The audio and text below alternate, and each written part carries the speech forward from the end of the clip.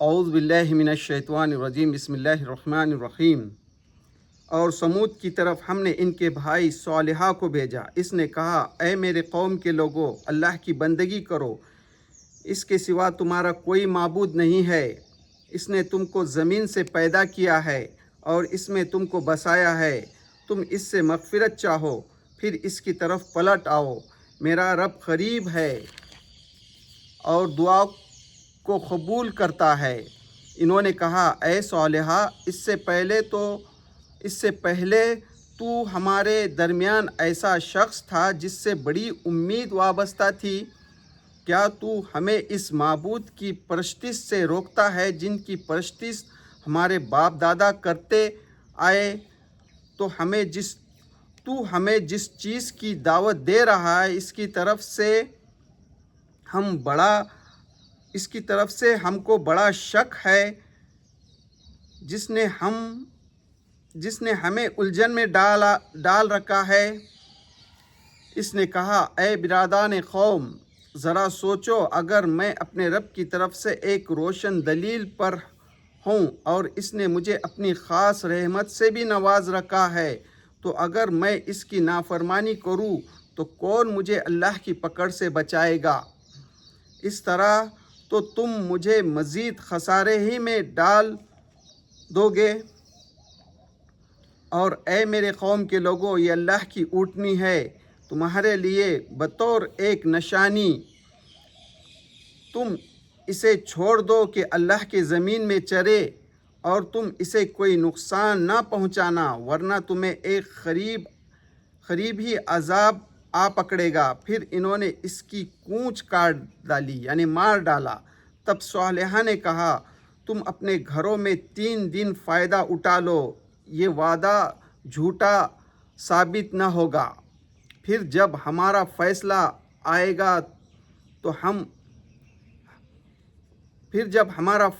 آیا تو ہم نے اپنی رحمت سے صالحہ اور اس کے اہل ایمان ساتھیوں کو نجات بخشی اور اس دن کی رسوائی سے ان کو محفوظ رکھا۔ بے شک تیرا رب ہی طاقتور اور غالب ہے۔ اور جن لوگوں نے ظلم کیا تھا انہیں سخت دھماکے نے آ لیا، وہ اپنے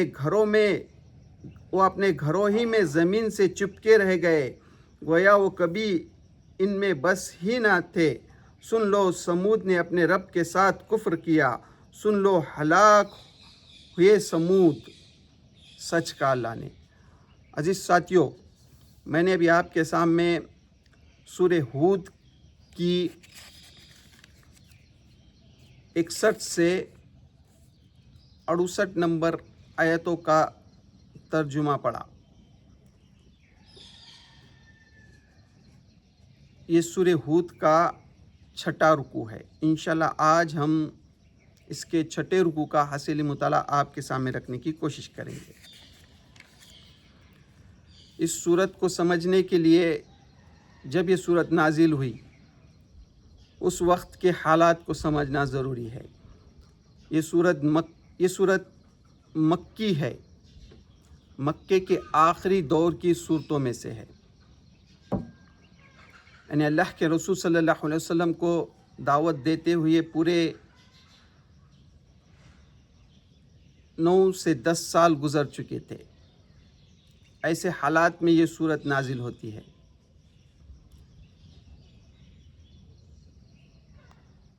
اور اس سورت میں پچھلے انبیاء علیہ السلام کے واقعات بیان کیے گئے ہیں۔ اس سے پہلے نوح علیہ السلام کا واقعہ بڑا تفصیل سے اس کے 3 اور 4 رکوع میں گزر چکا ہے۔ اور پھر اس کے 5ویں رکوع میں ہود علیہ السلام کا، عاد کی قوم، اور اب قوم سمود۔ یہ جو قومیں ہیں ان قوموں کا تعلق عرب سے تھا، جہاں ان کی بستیاں عرب میں ہی موجود تھی۔ قوم سمود صالح علیہ السلام کی قوم پر جو عذاب آیا، وہ بستی مکے کے جو لوگ تھے، مکے کے جو مشرک تھے، یہ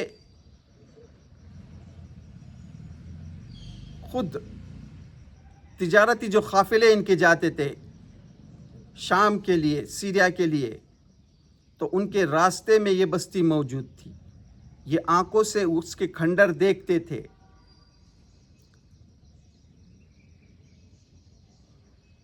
تو اللہ تعالیٰ جو ہے مشرکین مکہ کو یہ بتا رہا ہے کہ دیکھو، اس سے پہلے جن قوموں نے اپنے رسولوں کا انکار کیا، ان کو اللہ تعالیٰ نے اس دنیا سے کس طرح سے نیست و نابود کیا۔ تو اس سے سبق لو۔ آج تم محمد صلی اللہ علیہ وسلم کی دعوت کا انکار کر رہے ہو، قرآن مجید کا انکار کر رہے ہو، تو یہی رویہ پچھلے قوموں نے بھی کیا، تو ان کو کس طرح سے اللہ تعالیٰ نے عذاب میں پکڑ لیا۔ تو اس طرح سے اس صورت میں پچھلے انبیاء علیہ السلام کے واقعات بیان کیے جا رہے ہیں، تاکہ عرب کی قوم سمجھ جائے۔ لیکن یہ ہٹ دھرم جو ہے سمجھ نہیں رہے ہیں۔ تو اس پریشانی میں اللہ کے رسول صلی اللہ علیہ وسلم ہر وقت آپ کی کیفیت تھوڑا ناسازگار رہتی۔ ہمیشہ آپ یہ سوچ میں رہتے کہ اس قوم کو کس طرح سے سمجھائے، لیکن قوم جو ہے سدھرنے کا نام نہیں لے رہی ہے۔ اور اللہ کے رسول صلی اللہ علیہ وسلم ہر وقت جو ہے اس پریشانی میں رہتے کہ کہیں اس قوم کا بھی جو مدت ہے یہ ختم نہ ہو جائے۔ اس پریشانی میں آپ جو ہے ہمیشہ مبتلا رہتے۔ تو ایسے حالات میں اللہ تعالیٰ اس صورت کو نازل کرتا ہے۔ اس پس منظر کو ذہن میں رکھیے اور آج کی دنیا کے حالات کو بھی ذہن میں رکھیے اور اس صورت کا مطالعہ کیجیے۔ اب ہم اس کے 6 رکوع کی آیتوں پر غور کرتے ہیں۔ اور سمود کی طرف ہم نے ان کے بھائی صالحہ کو بھیجا۔ سمود وہ قوم ہے، نوح علیہ السلام کے بعد قوم عاد کی قوم، پھر اس کے بعد سمود۔ دنیا میں جو طوفان آیا، نوح علیہ السلام نے اپنی قوم کو 950 سال تک سمجھایا، لیکن قوم نہ مانی۔ پھر اللہ تعالیٰ نے جو بھی نوح علیہ السلام کی دعوت کا انکار کرے، اس دنیا سے ان کو نیست و نابود کیا، ان کا نام و نشان مٹا دیا۔ پھر اس کے بعد دنیا میں صرف نوح علیہ السلام کی قوم ہی رہی جس نے نوح کی بات کو مانی۔ پھر آہستہ آہستہ دنیا میں بگاڑ آیا۔ پھر قوم عاد میں ہود علیہ السلام آئے، وہ بھی قوم بت پرستی میں مبتلا ہو گئی۔ ہود علیہ السلام نے بھی اپنے قوم کو سمجھایا، قوم نہیں مانی، پھر ان پر بھی عذاب آیا۔ اب قوم سمود کا واقعہ سامنے آ رہا ہے۔ قوم سمود کی بستی عرب کے قریب میں ہی ہے۔ عرب تجارت کو جو جاتے تو ان کے راستے میں وہ بستی موجود تھی۔ تو اللہ تعالیٰ ان کا واقعات کو بیان کر رہا ہے تاکہ مکے کے لوگ سدھر جائے۔ اور سمود کی طرف ہم نے ان کے بھائی صالح علیہ السلام کو بھیجا۔ صالح علیہ السلام کو اللہ تعالیٰ نے اس قوم کی طرف بھیجا۔ اس نے کہا، صالح علیہ السلام اپنی قوم سے کہتے ہیں، اے میرے قوم کے لوگوں۔ صالح علیہ السلام اپنی قوم کو بڑے پیارے انداز میں خطاب کرتے ہیں، اے میرے قوم کے لوگوں، اللہ کی بندگی کرو، اللہ کی بندگی کرو، اس کے سوا تمہارا کوئی معبود نہیں ہے، اس نے تم کو زمین سے پیدا کیا ہے اور اسی میں تم کو بسایا ہے۔ صالح علیہ السلام بڑے پیارے انداز میں اپنے قوم کو سمجھا رہے ہیں۔ ذرا تصور کرو، ذہن میں لاؤ اس پس منظر کو، جس طرح سے صالح علیہ السلام اپنے قوم کو سمجھا رہے ہیں۔ یہی بات ہود علیہ السلام نے بھی اپنے قوم کو سمجھائی تھی، یہی بات نوح علیہ السلام نے بھی اپنے قوم کو سمجھائی تھی، اور یہی بات آخری نبی حضرت محمد مصطفیٰ صلی اللہ علیہ وسلم بھی اپنی قوم کو سمجھا رہے ہیں، لیکن قوم جو ہے مان نہیں رہی ہے۔ ہر نبی کی دعوت یہی رہی ہے۔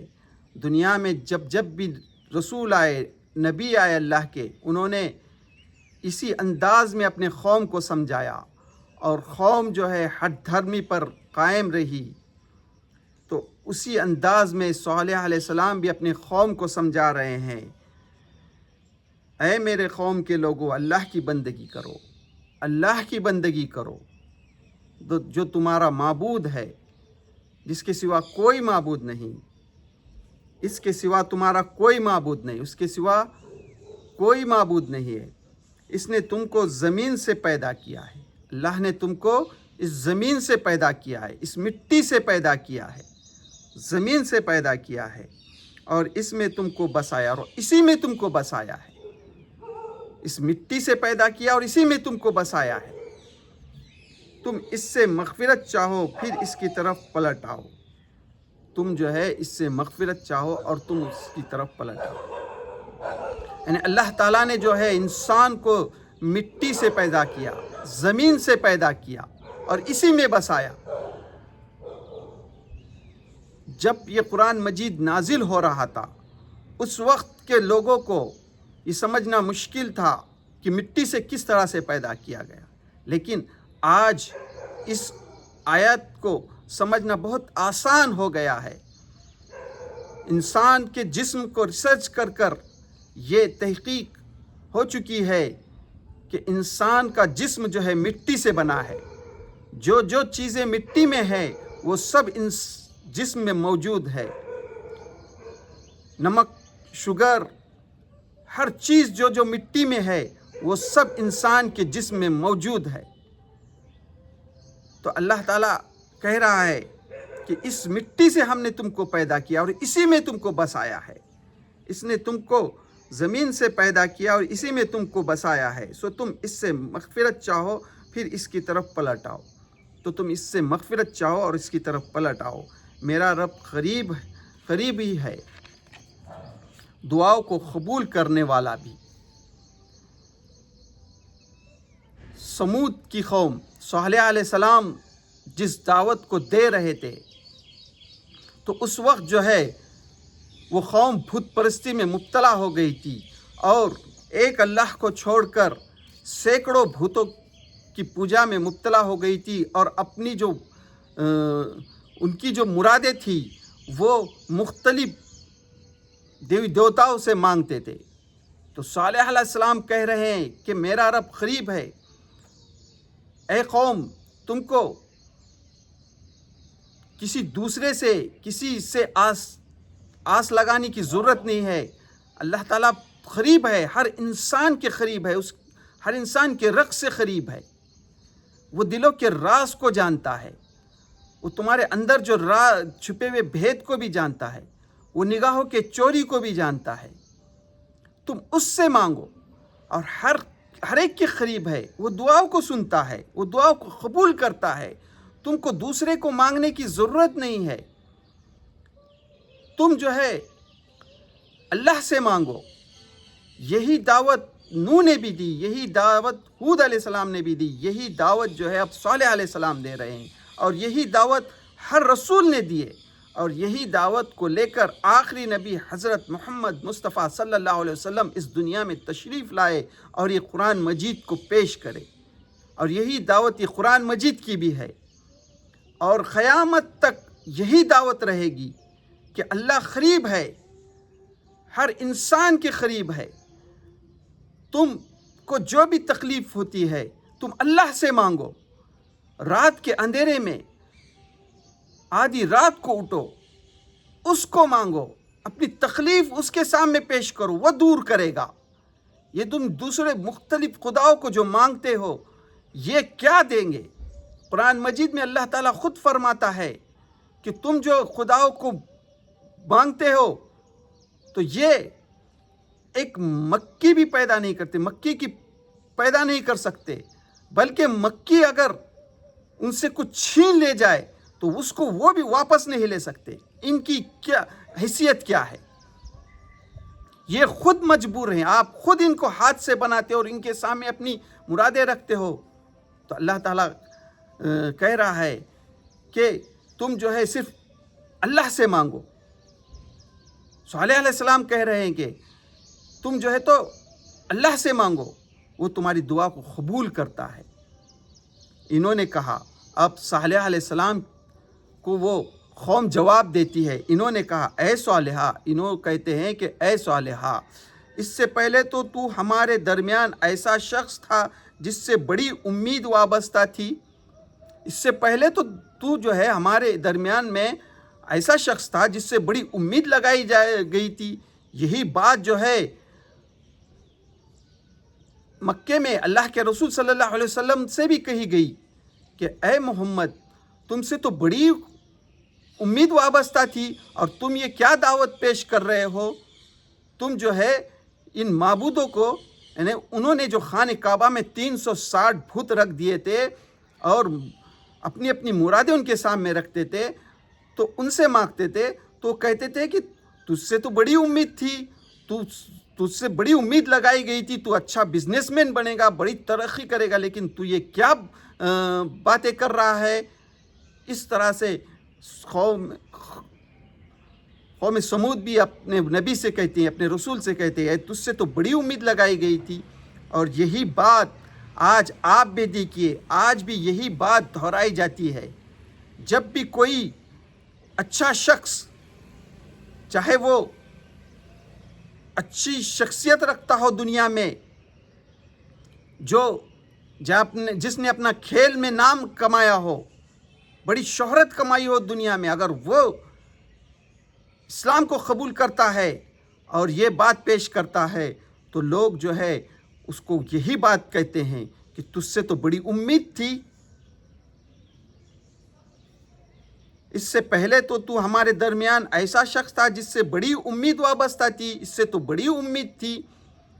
یعنی یہی انسان کا جو رویہ ہے ہر دور میں یہی رہا ہے، چاہے صالح علیہ السلام کے دور میں ہو یا اور کوئی بھی رسول نے دعوت پیش کی ہو، یا آخری نبی حضرت محمد مصطفیٰ صلی اللہ علیہ وسلم نے مکے میں دعوت پیش کی تو ان کی قوم نے بھی وہی کہا، اور آج بھی یہی آپ الفاظ سنیں گے، اس سے تو بڑی امید تھی لیکن یہ کیا بات کر رہا ہے۔ پھر آگے کہتے ہیں، کیا تو ہمیں ان معبودوں کی پرستش سے روکتا ہے جن کی پرستش ہمارے باپ دادا کرتے آئے ہیں؟ یعنی وہ قوم کہتی ہے کیا تو ہمیں اس سے روک رہا ہے جس کی پرستش ہمارے باپ دادا کرتے آ رہے ہیں؟ نبی کریم صلی اللہ علیہ وسلم سے بھی یہی کہی، ان کے قوم نے یہی بات کہی کہ تو ہمیں اس بتوں سے ان معبودوں سے روکتا ہے جس کی پرستش ہمارے پرانے باپ دادا سے چلی آ رہی ہے، کئی زمانے سے چلی آ رہی ہے۔ یہی بات آج کے دور میں بھی دہرائی جاتی ہے۔ جب بھی کوئی اس دعوت کو لے کر اٹھتا ہے، قرآن مجید کی دعوت کو لے کر اٹھتا ہے، تو یہی بات دہرائی جاتی ہے اور اس پر ظلم ڈھایا جاتا ہے۔ آپ دیکھیے، پوری دنیا میں نظر ڈالیے، جہاں جہاں بھی نیک اور صالحہ بندے اس دعوت کو قبول کرتے ہیں تو ان کے خود قریب کے رشتہ دار، ان کے خود ماں باپ، ان کے بھائی بہن، ان کے چاچا رشتہ دار اس پر ظلم ڈھاتے ہیں۔ یہی ہوتا آ رہا ہے دنیا میں۔ پھر آگے کہتے ہیں، تو ہمیں جس چیز کی دعوت دے رہا ہے اس کی طرف سے ہم کو بڑا شک ہے جس نے ہمیں الجھن میں ڈال رکھا ہے۔ یعنی تو جس کی دعوت دے رہا ہے اس کے بارے میں ہم کو شک ہے اور اس میں ہم کو بڑی الجھن میں ڈال رکھا ہے۔ اس نے کہا، صالح علیہ السلام کہتے ہیں، اے برادران قوم، ذرا سوچو، اگر میں اپنے رب کی طرف سے ایک روشن دلیل پر ہوں اور اس نے مجھے اپنی خاص رحمت سے بھی نواز رکھا ہے، تو اگر یعنی اے قوم کو کہتے ہیں صالح علیہ السلام کہ ذرا سوچو، میں اپنے رب کی طرف سے ایک روشن دلیل پر ہوں اور اس نے مجھ کو اپنی خاص رحمت سے بھی نوازا ہے رکھا ہے، تو اگر میں اس کی نافرمانی کروں تو کون مجھے اللہ کی پکڑ سے بچائے گا؟ صالح علیہ السلام اپنے قوم سے سوال کرتے ہیں کہ میں ایک روشن دلیل پر ہوں اور اللہ تعالیٰ نے مجھے رحمت سے بھی نوازا ہے، اگر میں اس دعوت سے انکار کروں، نافرمانی کروں تو اللہ کے عذاب سے مجھے کون بچائے گا؟ صالح علیہ السلام اپنے قوم سے سوال کرتے ہیں کہ مجھے پھر اللہ کی پکڑ سے کون بچائے گا؟ اس طرح تو تم مجھے مزید خسارے میں ڈال دو گے، اس طرح سے تم جو ہے تو مجھے خسارے میں ڈال دو گے، مجھے نقصان میں ڈال دو گے۔ اور میری قوم، اور آگے صالح علیہ السلام کہتے ہیں، اور اے میرے قوم کے لوگوں، یہ اللہ کی اونٹنی ہے۔ صالح علیہ السلام سے ان کی قوم جو ہے سوال کرتی ہے کہ اگر تم نبی ہو تو وہی سوال دہراتی ہے جو نوح سے کہے تھے، جو عاد کی قوم نے ہود علیہ السلام سے کہتے، جو پیارے رسول اللہ صلی اللہ علیہ وسلم سے سوال کرتے تھے کہ اگر تم نبی ہو تو تمہارے ساتھ کوئی معجزہ کیوں نہیں ہے، تمہارے ساتھ کوئی فرشتہ کیوں نہیں ہے، تم کو اللہ نے کوئی خزانہ کیوں نہیں دیا، سونے کا پہاڑ کیوں نہیں دیا؟ اس طرح سے سوال تھے۔ اگر ایسا ہے تو تمہارے پاس صالح علیہ السلام کی قوم نے بھی ان کو معجزہ مانگا تو اللہ تعالیٰ نے جو ہے ان کو ایک اونٹنی دی، جو اونٹنی جو ہے ایک عجیب قسم کے انہوں نے مانگی، اور اونٹنی جس طرح سے انہوں نے مانگی اسی طرح کی اونٹنی اللہ تعالیٰ نے معجزے کے طور پر دی، یعنی پہاڑ سے اونٹنی دریا نکل آئی، تو وہ اللہ تعالیٰ یہاں ذکر کرتا ہے۔ صالح علیہ السلام کہتے ہیں، اور اے میرے قوم کے لوگوں، یہ اللہ کی اونٹنی، یہ اللہ کی اونٹنی ہے تمہارے لیے بطور ایک نشانی، تمہارے لیے ایک نشانی ہے، تم اسے چھوڑ دو کہ اللہ کی زمین میں چرے، تم اس کو چھوڑ دو کہ اللہ کی زمین میں چلے۔ تو اللہ تعالیٰ نے ان کو آزمائش کے لیے وہ اونٹنی بھیج دی اور یہ کہا کہ یہ اونٹنی کو اپنے جنگلوں میں چرنے کے لیے چھوڑ دو، اور ایک کنواں دیا کہ وہ کنویں سے جو ہے تو سب پانی جو ہے تو پیتے تھے، لیکن یہ آزمائش کے لیے اللہ تعالیٰ نے یہ کیا کہ تم اس کنویں سے جو ہے ایک دن پانی پیو گے اور ایک دن پورا پانی جو ہے تو اونٹنی پیے گی۔ وہ اونٹنی ایسی تھی کہ وہ جو ہے پورا کنویں کا پانی پی جاتی، وہاں پانی ہی نہیں بچتا، پھر دوسرے دن پوری قوم اس کنویں سے پانی لیتی تھی۔ تو اس طرح سے اللہ تعالیٰ نے ان کو آزمائش میں ڈالا، یعنی اللہ تعالیٰ نے جب انہوں نے اپنے نبی سے معجزہ مانگا تو اللہ تعالیٰ نے معجزے کے طور پہ اونٹنی بھی دی، لیکن اس کے ساتھ ان کے لیے ایک آزمائش بھی رکھ دی کہ وہ ان کے جنگلوں میں چرنے پھرتی، اس پر ہاتھ نہ ڈالنا۔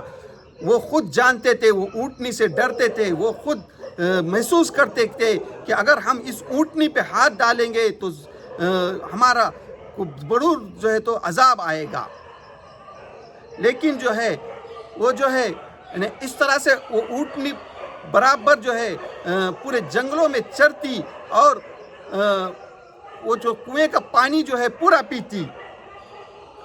تو اب صالح علیہ السلام کہتے ہیں تم اسے چھوڑ دو کہ اللہ کی زمین میں چرے، اور تم اسے کوئی نقصان نہ پہنچاؤ، اور اسے کوئی نقصان نہ پہنچائے، ورنہ تمہیں ایک قریب عذاب آ پکڑے گا، ورنہ تمہیں قریب عذاب آ پکڑے گا۔ پھر انہوں نے اس کی کونچ کاٹ ڈال دی، تو قوم جو ہے پریشان ہو گئی کہ وہ اونٹنی جو ہے ایک دن پورا پانی پیتی، تو انہوں نے قوم کے ایک بدماش کو، ایک گنڈے کو ابھارا کہ تم جو ہے اس اونٹنی کا کام تمام کر دو، اور وہ جو بدماش جو ہے ابھر گیا، پورے قوم نے مل کر جو ہے اس بدماش کو ابھارا اور اس نے جو ہے اس اونٹنی کو مار ڈالا۔ تو اس کا یہاں ذکر کر رہا ہے، پھر انہوں نے اس کی کونچ کاٹ دی، یعنی اس اونٹنی کو مار دیا۔ تب صالح نے کہا تم اپنے گھروں میں 3 دن فائدہ اٹھا لو۔ پھر صالح علیہ السلام کہتے ہیں کہ تم اپنے گھروں میں اب 3 دن فائدہ اٹھا لو، یہ وعدہ ہے جھوٹا ثابت نہ ہوگا، یہ جو تو وعدہ ہے یہ جھوٹا ثابت نہ ہوگا۔ پھر جب ہمارا فیصلہ آیا تو ہم نے اپنی رحمت سے صالح اور اس کے اہل ایمان ساتھیوں کو نجات بخشی اور اس دن کی رسوائی سے ان کو محفوظ رکھا۔ پھر جب وہ 3 دن گزر گئے، پھر اللہ کا وعدہ آیا، تو اللہ تعالیٰ نے صرف اور صرف جو اہل ایمان تھے، جو صالح علیہ السلام پر ایمان لائے تھے، اللہ تعالیٰ نے ان کو بچا لیا اور ان کو اس عذاب سے بچایا، اس رسوائی سے بچایا، اور اس دن کی رسوائی سے ان کو محفوظ رکھا۔ بے شک تیرا رب ہی طاقتور اور غالب ہے، بے شک جو ہے تو اللہ تعالیٰ ہی طاقتور اور غالب ہے۔ اور جن لوگوں نے ظلم کیا تھا انہیں سخت دھماکے نے آ لیا، سو وہ اپنے گھروں میں ہی زمین سے چپکے رہ گئے۔ پھر جب اللہ کا عذاب آیا، دھماکے کی آواز آئی، ایک زور سے آواز آئی، وہ جو ہے تو پوری قوم جو ہے مر گئی، زمین سے چپک کر رہ گئے، وہیں ختم ہو گئی، نیست نابود ہو گئی۔ حالانکہ اونٹنی کو جو ہے اس بدبخت نے، اس نے ایک شخص نے قتل کیا تھا، لیکن پورے قوم نے اس کو ابارا تھا، اللہ تعالیٰ پورے قوم نے اس کا ساتھ دیا تھا۔ تو عذاب جو آیا صرف اس شخص پر نہیں آیا، پورے قوم پر آیا۔ پھر آگے اللہ تعالیٰ، گویا وہ کبھی ان میں بسے نہیں تھے، ایسا ہو گیا گویا کہ وہ بستی میں کبھی بسے ہی نہیں تھے۔ سن لو سمود نے اپنے رب کے ساتھ کفر کیا، سن لو سمود نے جو ہے تو اپنے رب کے ساتھ کفر کیا، سن لو ہلاک ہو گئے سمود، سن لو جو ہے تو ہلاک ہو گئے سمود۔ اس طرح سے جو ہے سمود کی قوم کو اللہ تعالیٰ نے مٹا دیا۔ تو یہ جو حالات، یہ جو واقعہ جو ہے اللہ تعالیٰ مکے کے مشرکوں کے سامنے بیان کر رہا ہے کہ سبق لو اس سے، تم خود اپنی آنکھوں سے دیکھتے ہو، تجارت کو جاتے ہو، ان کی بستیاں موجود ہیں، ان کے کھنڈر موجود ہیں، خود تم سے سبق لو۔ اللہ کے رسول صلی اللہ علیہ وسلم جنگ تبوک کے لیے جب تبوک کو جب گئے تھے، جنگ کی تبوک کو، تو راستے میں یہ بستی موجود تھی، تو اللہ کے رسول صلی اللہ علیہ وسلم نے صحابہ کو خود نشاندہی کی، یہ جو کنواں جو تھا، اونٹنی کہاں سے آتی تھی، اور وہ پانی کا کنواں، پانی جو پیتی تھی۔ اللہ کے رسول صلی اللہ علیہ وسلم نے صحابہ کو یہ حکم دیا کہ تم صرف جو ہے اپنے پینے کے لیے پانی جو ہے صرف اس کنویں سے لینا، اور پکانے کے لیے بھی اس کنویں سے پانی لینا۔ تو یہ جو ہے ان کے راستے میں موجود تھی۔ تو اس طرح سے اللہ تعالیٰ جو ہے پچھلے قوموں کے واقعات اس صورت میں بیان کر رہا ہے۔ تو اس چھٹے رکوع میں جو ہے قوم سمود کا واقعہ بیان کیا گیا ہے، تاکہ لوگ جو ہے عرب کی قوم سدھر جائے اور پلٹ آئے، اور جو اللہ کے رسول صلی اللہ علیہ وسلم کو جو ستا رہے ہیں اور آپ پر جو ایمان لا رہے ہیں ان کو بھی ستا رہے ہیں، تو وہ چھوڑ دے اور لوگ قوم جو ہے سدھر جائے۔ لیکن قوم جو ہے سدھرنے کا نام نہیں لے رہی ہے۔ تو آج بھی آپ دیکھیں گے کہ اس صورت سے یا پورے قرآن مجید سے جو ہے دنیا کے تمام انسان جو ہے سدھر جائے، عبرت لے کہ یہ پچھلے قوموں کے واقعات ہیں، آج بھی موجود ہیں۔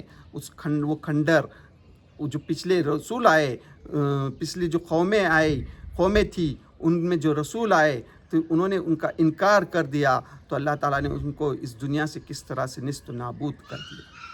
تو یہ تھا اس سورہ مبارکہ کے چھٹے رکوع کا حاصل مطالعہ، جو میں نے ابھی آپ کے سامنے رکھنے کی کوشش کی۔ تو اللہ سے دعا، اللہ ہم جو قرآن مجید کو سمجھنے کی کوشش کر رہے ہیں، اس کی سمجھنے میں ہم سے جہاں بھی غلطیاں ہو رہی ہیں اس کو معاف کر دے، اور قرآن مجید کو سمجھ کر پڑھنے اور اس کے مطابق عمل کرنے اور اس کے پیغام کو دنیا کے تمام انسانوں تک پہنچانے کی توفیق دے۔ وآخر دعوانا الحمد للہ رب العالمین۔